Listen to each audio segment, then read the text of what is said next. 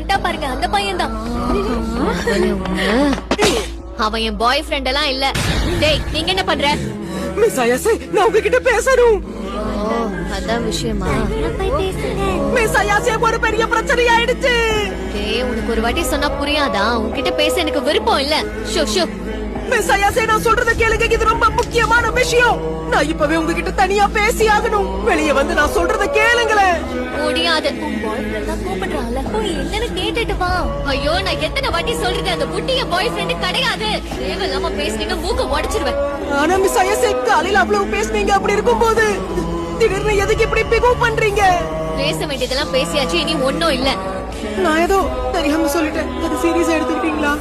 உண்மை என்னன்னா, நான் காலையில இருந்து உங்ககிட்ட தான் பேச துடிச்சுக்கிட்டு இருக்கேன். ரொம்ப அழகா இருக்காண்டி. ஒத்துங்கடி, நான் உன்கிட்ட பேச மாட்டேன்னு சொல்றேன்ல. மரியாதையா ஓடி போயிடு. இப்போ உனக்கு என்னாச்சு?